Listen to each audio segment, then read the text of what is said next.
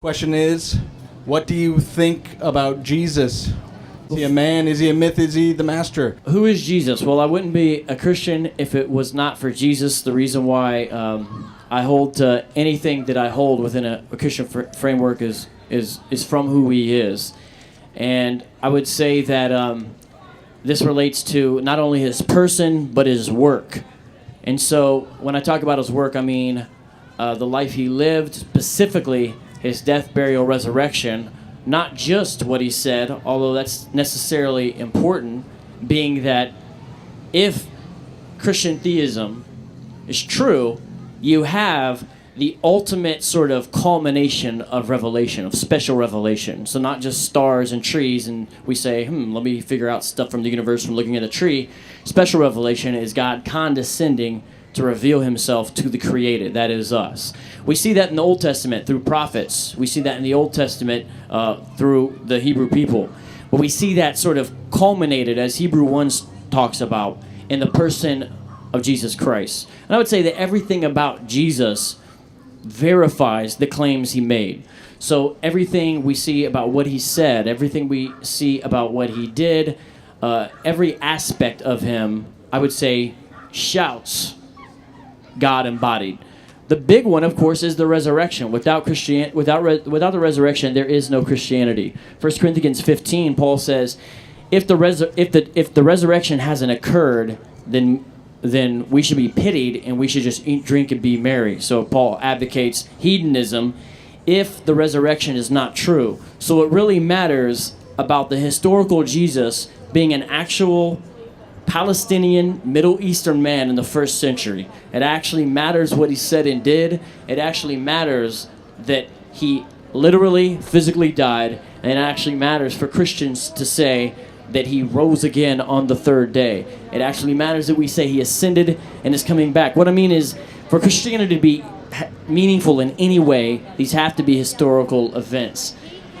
If these are not historical events, then Christianity is ultimately a sham, or it's like a big mistake, which that's why most interesting is actually the philosophical categories and some of the sort of science we're talking about. To me is important and interesting, but I mean, I wish we could almost spend our whole time just talking about who Jesus is based upon, okay.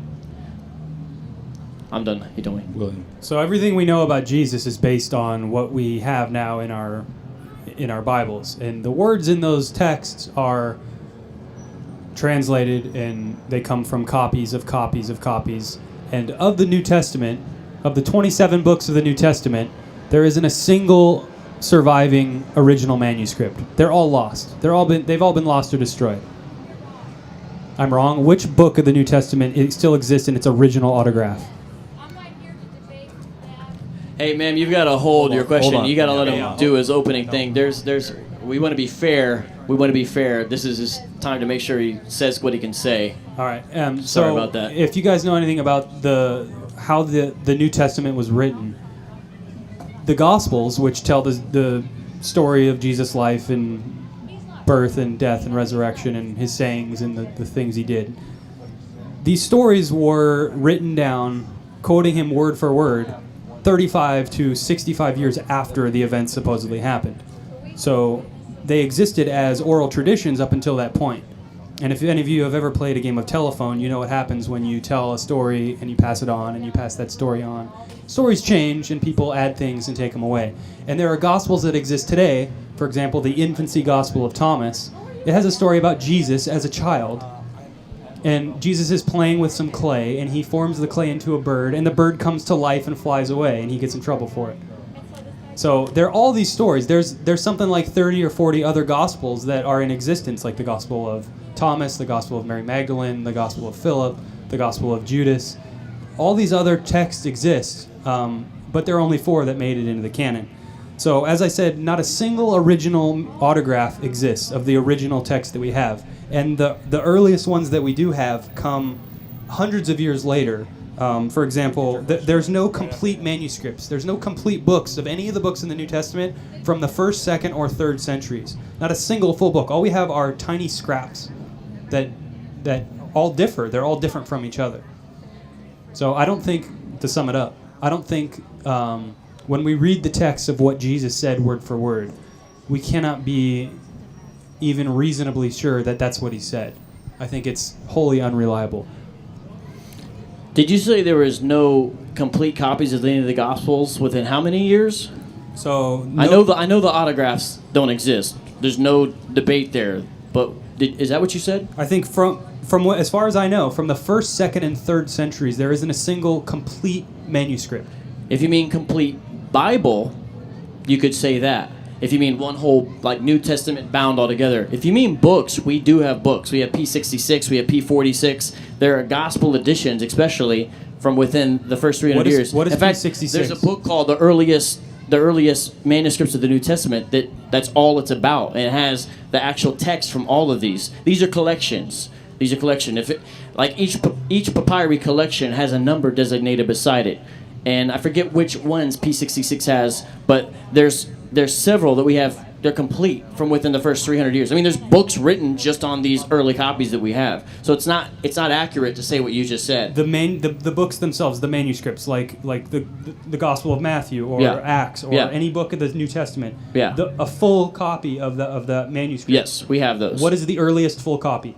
The earliest full copy, I think it is the P66 and 46 collections. When do those date? I heard 1/200. I heard 1/250. Okay, so what we have are. But you understand that negates what you said, right? You understand? I mean, if someone could Google P66, tell me the date. If someone could Google P46, tell me the date on those. So you'll see what I'm saying is you're accurate. saying there's one from the 3rd century. No, I'm saying there's more than that. I'm just giving you some. I don't have all the numbers memorized. There's 2 manuscripts that you know of from the 3rd century. Well, I guess I can bring up the book that I have that has them all. Yeah, go ahead. But do you understand what you're saying is false? You're trying to finagle. I know for certain what you just said is wrong. Okay. There's maybe a dozen. There's maybe a dozen.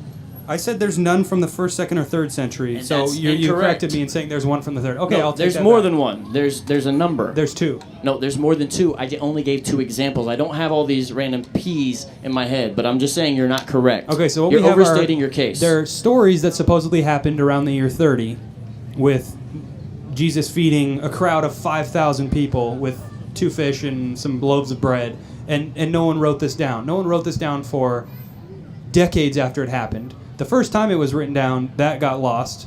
There are copies of copies of copies, and the first full copy we actually have comes from the 3rd century. And this is supposed to be reliable? So you understand, I'm sure, how copying on pieces of papyri, which are plants, works. These things disappear. I mean, that's just the nature of it. Only people who kind of don't maybe have a toe in the water when it comes to paleography and manuscript studies think it's a compelling case, because this is how historians do history. And I'm sure you understand that when you start to get to Plato, Aristotle, the biographies of Julius Caesar, even Homer's work, anything you want to posit from that era, before and after, the gap is much larger. But no one denies that we know what they wrote because we understand the way these things worked. But Julius Caesar or Aristotle aren't God. You're saying that God came to Earth and did these things, and they're so why is there a different? But he wasn't emperor of the Roman Empire. This is important. Why does all of a sudden Jesus have to have a different standard? Why would God perform the miracles of inspiring the text of the New Testament, but not perform the miracle of preserving them? So we're up here having a debate. He didn't. You just said there's only 2 surviving copies from the 3rd century. I said several times there's not. William, you just simply don't know about the New Testament early text. Do you even have one book on it besides something written by Bart Ehrman? I seriously doubt you do, because I can tell you don't know what you're talking about. I returned them to the library. Yes. You seriously just are ill-informed about it. I just don't know. They have these things photographed. They're right there. You can read the Greek. You can see it in black and white, or in color if you desire. Dan Wallace photographs these things. They're available online. There's no conspiracy hidden. And if you know how we do history, you'll see that the New Testament destroys in its amount of copies, the amount and the earliest. How many copies of the New Testament are there? There's almost 6,000. There's almost 6,000. Yeah. And what percentage of those came from before the 9th century? Yeah, there's like 20%, something like that. 6%. I don't know if that number's right. 94% of the manuscripts we have come after the 9th century. There's only 6% of the manuscripts that we have. There's this huge amount. And Christians like to brag. They have all these Greek manuscripts and Latin manuscripts and all these other different languages. But 94% of them come from the 9th century or later. I'm not 100% sure that's right, but see, that only works if you don't understand that more copying happened later and more copies survive later. It's kind of like sort of an obvious thing of physical things lasting a later chronology. But again, you can't posit anything before the New Testament to have these great emendations to the text, because we've got a fragment of John dating from 125. According to Dan Wallace, we have a fragment of Mark dating from before the 1st century. We have all these things really earlier than any other work of antiquity. We have a whole bunch of them, and the agreements are stark. There's small places we don't know what they say. This is what textual critics do. Even Bart Ehrman said, all we're merely doing with the text of the New Testament now is tinkering with it. In a debate with James White, Bart Ehrman also said that the New Testament is the best attested work of antiquity. So you don't have a strong foundation to stand on. Other books of antiquity don't have much. We have what they wrote, and the other thing is you only refer to the Gospels when you talked about people didn't write it down to how many ever years later? James, 1 Thessalonians, both around 45 AD. So this is within a decade or so from the actual events that happened. Furthermore, do they explain the virgin birth? Do they explain the birth of Jesus? Do they explain Jesus' sayings? I don't know what you mean by did they explain them. I don't know what you mean by did they explain them. I mean, did they go into any detail about the virgin birth? Well, I don't understand. That's necessarily required. The Bible's not really. There's only a few places the virgin birth is mentioned. But like if you read 1 Thessalonians, it talks about the Lord coming back. He's returning. If you read James, James says that he's a servant of him. So they do have attestations to Jesus' deity. They don't. Neither James nor 1 Thessalonians says the virgin birth per se, but I don't understand how that's a requirement for that to be true. I mean, if God came to earth and was born of a virgin, you would think the earliest writings would have that. But according to the idea that maybe these stories were made up and they were transferred through oral traditions over time and they were expounded upon and people added to them, it would make sense that the latest stories that we have, the Gospels and the Gospel of John is the latest Gospel, would have the most worked into it, and then the earliest ones would have the least amount, and that's exactly what we find. The funny thing is, you just said John doesn't even have a virgin birth account. No, I didn't. So he doesn't even work for your thesis there. Luke and Matthew are the two, and they're both prior to John. But and the other thing is, when you talked about there's all these other Gospels, William, are you aware of how many Gospels we have extant, meaning that currently exist from the 1st century? Ones that's their point of origin. Do you know how many we have that are Gospels that date, that claim to be written within the 1st century? Do you know how many there are? I do not. There's 4. Matthew, Mark, Luke, John, all written before the close of the century. Do you know when Thomas was written? 150. Do you know when Philip was written? 250. Do you know when...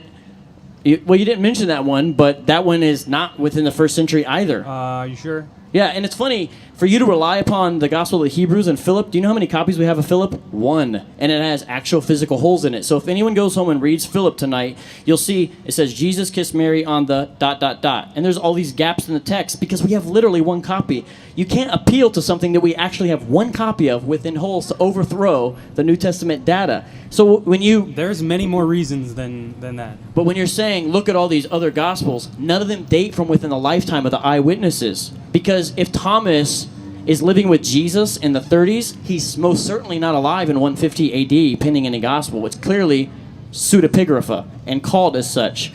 However, even if you don't agree that it's what happened, Matthew, Mark, Luke, John, if they were disciples of Jesus and all their Gospels' point of origin dates from before the 1st century, it's logically possible they were eyewitnesses. The things you're appealing to don't even fall within the framework. So if anyone wants to know why do the 4 Gospels we have, why are those the ones in our Bible, they're simply the ones from the 1st century. The others weren't ever thought to be included when you talk about the Gospel of Thomas, Mary, when you talk about the Gospel of Philip. They didn't even exist when the eyewitness was on the earth. And if anyone reads them, you'll see they don't mention place names. They don't mention anything that would historically locate them. They're all about aeons, and the Gospel of Judas talks about the realm of Barbados or whatever. It's Gnosticism interjected into a Christian story. So it's not really, it doesn't destroy anything that's been said about who Jesus is. Were there any contemporaneous writings of Jesus? Meaning something written about him during his lifetime? Well, if the eyewitnesses are writing down things... No, written during his lifetime. Contemporaneous writings. like when they say, here's this gospel, that doesn't say what they wrote during his lifetime or what they didn't. But again, you notice how everything you've said thus far has been deconstructed. So now you're asking a new question, which is fine. The actual answer is, I don't know. We have general dates of when they're written. It doesn't say which is written sort of with Jesus, like were the disciples walking with Jesus, following him around, writing things? I don't know. But even if they were, would that all of a sudden make you believe it? I mean, it's sort of disingenuous, isn't it? No, it would be much better evidence. There were plenty of authors and poets and historians living in Judea at the time when Jesus lived. Name some. I disagree with the proposition. You don't think there were any historians that were writing about the Jews living in the time The of only Palestine? one is Josephus, and he's post-Jesus.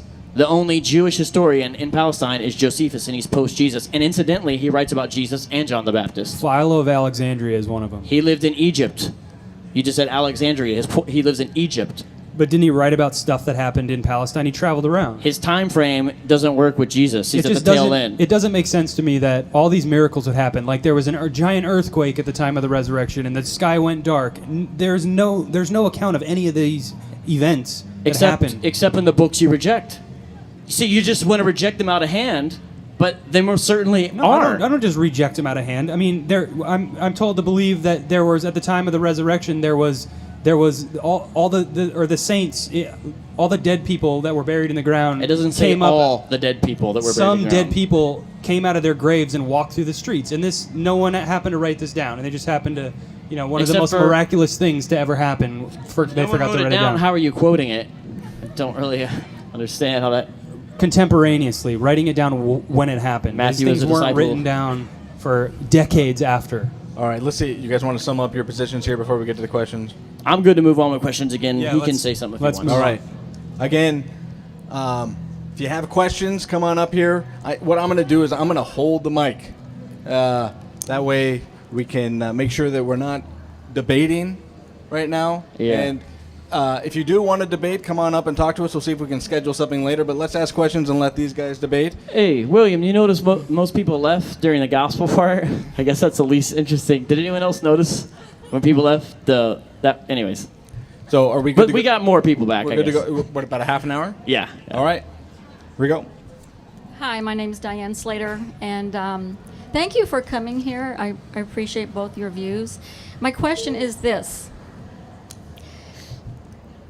Saul, on his way on to the road of Damascus, he had a very exemplary, I can't say that word, conversion.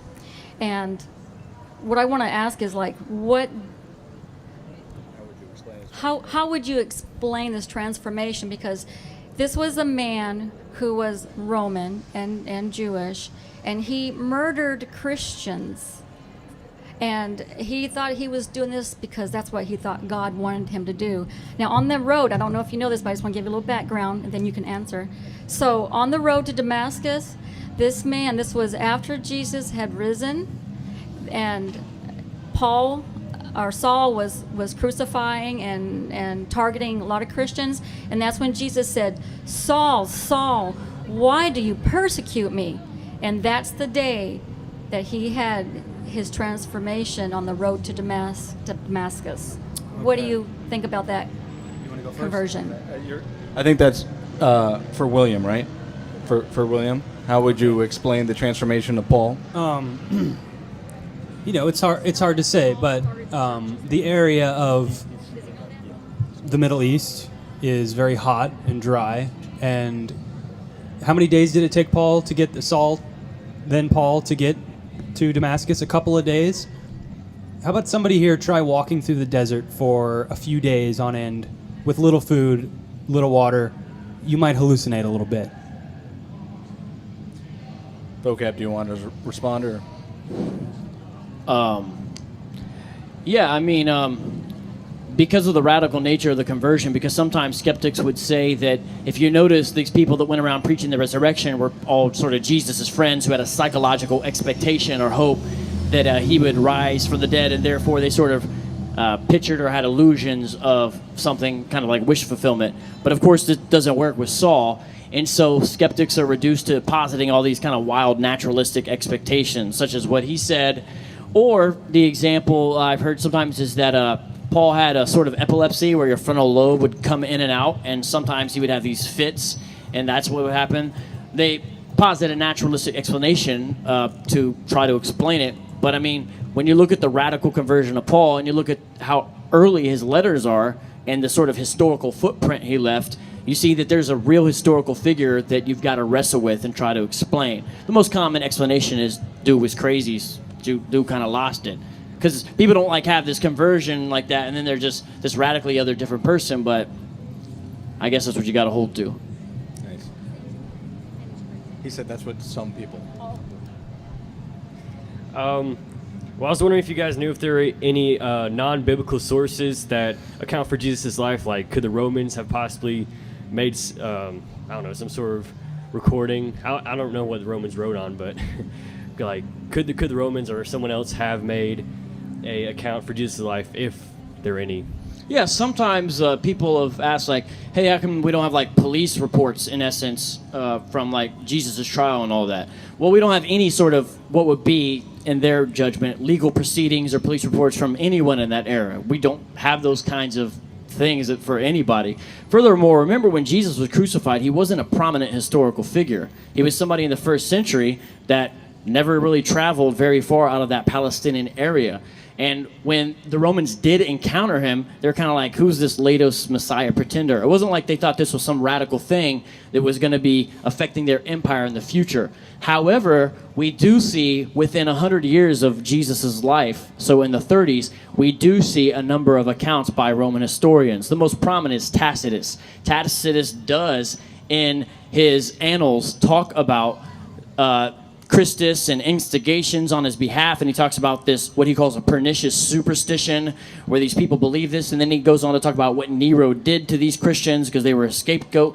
But in that, you can see very clearly that he doesn't have any love for them, yet describes Jesus Christ crucified under the reign of Tiberius Caesar, gives the same information that we currently possess. And again, Tacitus, writing around 110 or something, is available for free for online, so you can find the section in Tacitus where he refers to Jesus. Josephus was a Jewish man who sort of lived as a Roman. He also wrote on Jesus and John the Baptist. And there's other guys that are sort of smaller ones. Like there's one called Marabar Serapion. I think I'm pronouncing it wrong. And he was in jail and wrote a letter to his son that we have, and he was within 100 years of Jesus. And he mentioned, did the Jews really accomplish anything when they crucified their wise king? And he went on to compare it to the death of Socrates. So we have that. And there's 3 or 4 others. On my blog, backpacktruth.com, I give a list of all these early non-New Testament attestations to Jesus. And there's a couple more that I'm not mentioning because I don't want to take up all the answering time. William? We can go to the next question. Okay, thanks. How does a man dying on a cross atone for your sins? Well, there's historical events that happen, and people were crucified all the time. It's not like Jesus, like the first guy to ever get crucified. And it's not like really most people thought there was anything really significant about his crucifixion during his time. Like John wasn't at the foot of the cross like, now my sins are forgiven. Great. They didn't understand the import of that. There's historical events we can agree upon. For example, John Dominic Crossan, who you see a lot like in sort of the History Channel or the PBS specials about the New Testament, pretty well-known, influential. He's agnostic. He's not a Christian scholar, but well-respected. Says the death of Jesus is probably the most well-attested event in ancient history at all. So we agree that it's clear this man was crucified. The question is, though, historical event happens, that doesn't tell you anything about the significance of it. It doesn't tell you anything about the nature, the meaning of it. It's just an event. That's where revelation comes in. Meaning, I don't mean the book of Revelation, I mean the concept of special revelation. Yahweh, God saying, and this is what this means. And so it's a satisfactory propitiation is the theological word, or expiation of sin, because Yahweh had set it up all throughout the Hebrew scriptures that you have these people you have these people sacrificing, you have these things Yahweh is saying, these sort of temporarily atone. Priest, Yom Kippur, year after year, week after week. And then now Yahweh saying, and this is the once for all. And that's what John says when he sees Jesus. He says, the Lamb crucified for the Son of God. And the beauty of it is, This is the means by which God has provided for us to escape from our sin, because Jesus has been crucified and risen from the dead, and God accepts his sacrifice. So I'd like to respond to that too. You mentioned sin a lot, and sin is basically at the basis of this concept of needing a savior to rescue us from our sin. But I think Christianity, or religion, Christianity in particular, it tries to sell you a problem for a cure. I'm sorry, I had it backwards. It tries to sell you a cure for a problem of its own making. So what I think about sin, I think the concept of sin is the imaginary problem that Christianity imposes on you. To then say, here's a cure, you can believe in Jesus and be saved. And if you don't believe these two things, Christianity then threatens you with an imaginary punishment, hell. So there's an imaginary problem, an imaginary solution, and an imaginary punishment. All self-contained, all with zero evidence to support it, and the church also wants 10% of your money.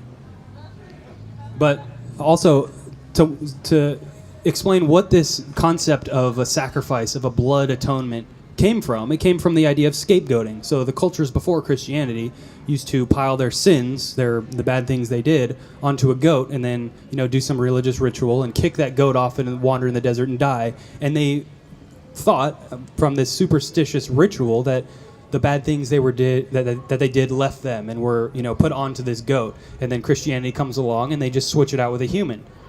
And I think it's wholly immoral, and it's a terrible thing to believe. I think Christianity is a cult of human sacrifice.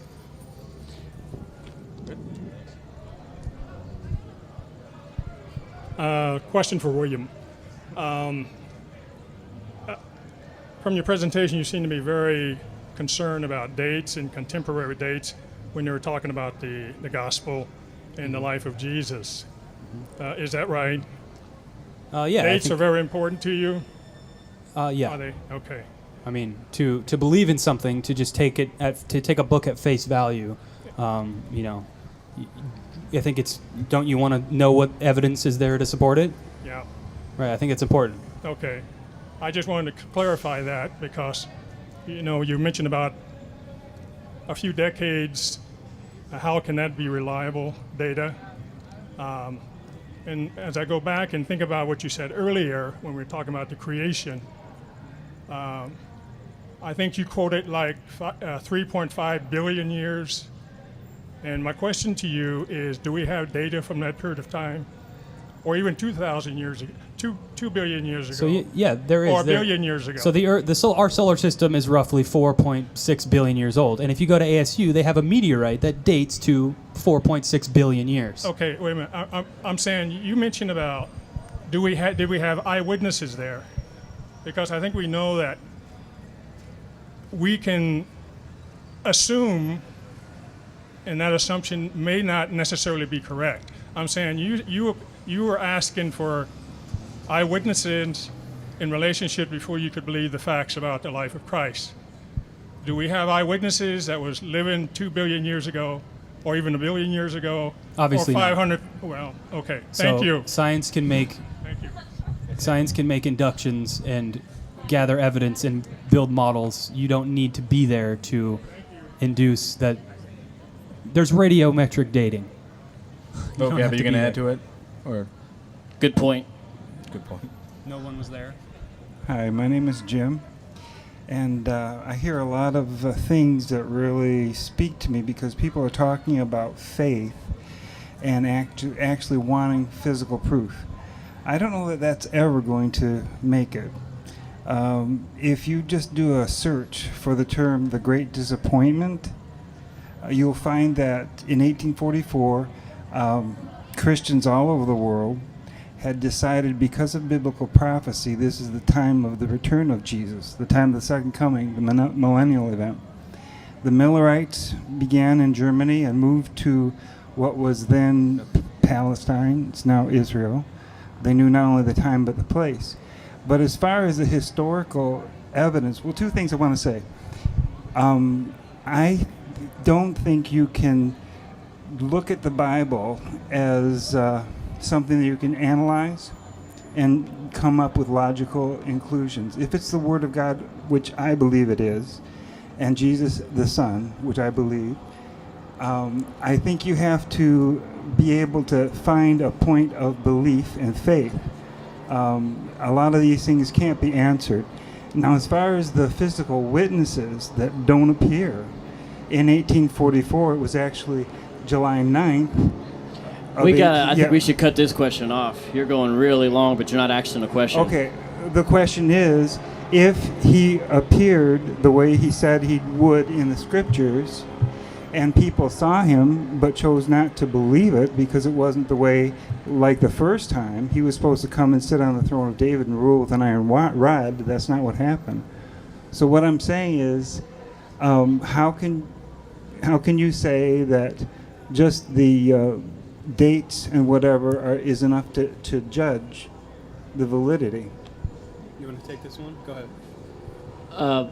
Jesus said when he was asked, tell us what are the signs you're returning, when you're going to come back, he says, no man knows the day nor the hour. So when you're talking about like predicting when Jesus returns, everyone that's ever done that is always wrong, and they're going against the biblical witness to try to do so. So it's a losing battle through and through. You lose on all counts. People should stop trying and just trust Jesus that no man knows the day nor the hour nor the minute. And the other thing is, I wouldn't want to say we should read the Bible and then say, well, we can't logically deduce things, because even to read the text, you've got to employ your mind. In fact, the Shema of Israel, Deuteronomy 6:4, hear, O Israel, the Lord your God is one.